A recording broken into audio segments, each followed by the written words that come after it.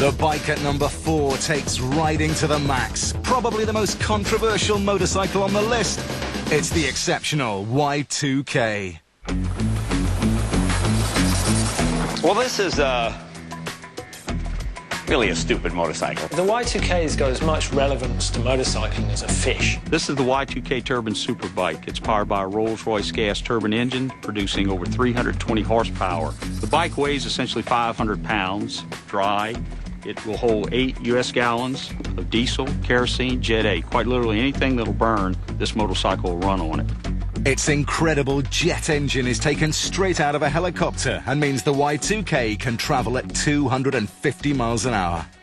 This was meant to lift a Bell Ranger helicopter with 6 guys in it and full of equipment. You know, what does that weigh? 5,000 pounds? This is 450 pounds, so power to weight ratio. Do the math! Jay's owned a bike almost 4 years now, and he's quite literally our test pilot.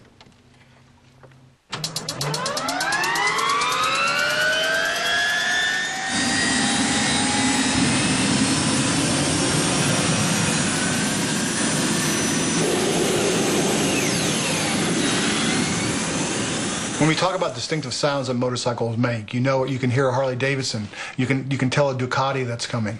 But the y2k makes a sound signature unlike anything else on wheels. Well, it's a great fun to ride. It's a bit like flying a jet plane, but on land.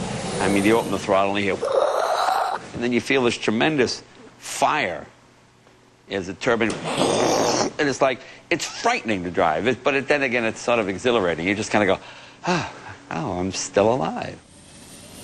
Why would you put a jet helicopter engine in a motorcycle frame and try to pilot it down the street? And the answer is, because we can. At 250 miles an hour, the y2k holds the Guinness World Record as the fastest production bike ever made. It's also the most expensive. Well, the motorcycle's at $185,000 on for the faint of heart, but obviously you have to be able to stroke the check to have this kind of a sensation in your life. And I guess if you could bottle and sell, it'd be the most addictive drug in the world. And this is the kind of drug I want to be addicted to. I'll show you something cool on this. Look at the rear tail light. I was sitting at a traffic light one day, and there was a Nissan Infiniti, you know. And I could see the guy easing up to look at the bike, and I kept trying to go forward, and he kept easing up, and I realized I couldn't go anymore. I'd be in traffic.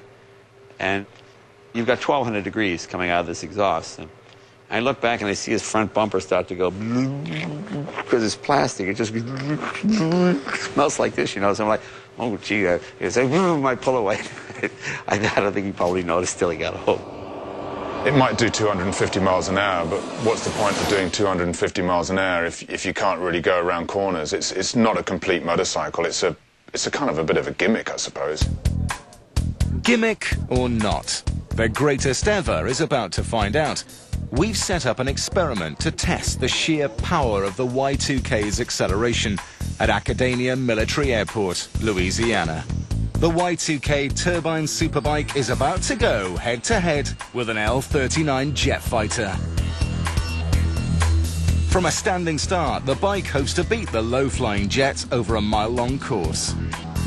Certainly, I'm nervous. The rider is obviously the guy that's got this rocket between his legs.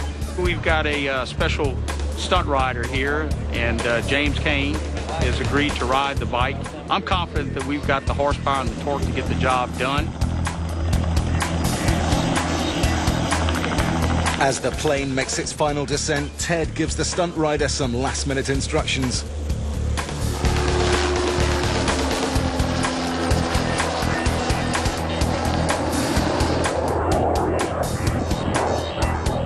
Oh, we're going to beat the planes, no doubt. It's just how bad now. I told him to let it all hang out. Don't hold anything back. The jet is flying at 170 miles an hour. The bike will go when the plane is just 50 meters behind it.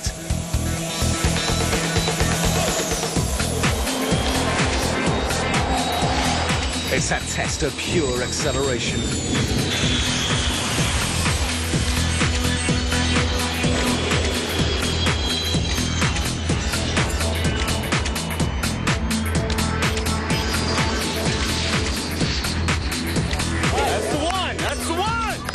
It looks Looks like it's a close finish, so Ted has to wait for the official result. The back one, the back one.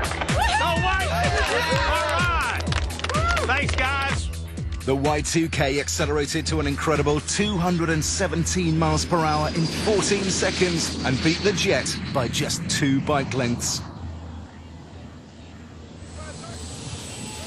I think it's one of the greatest motorcycles because someone said, let's stick a Jet motor and 2 wheels.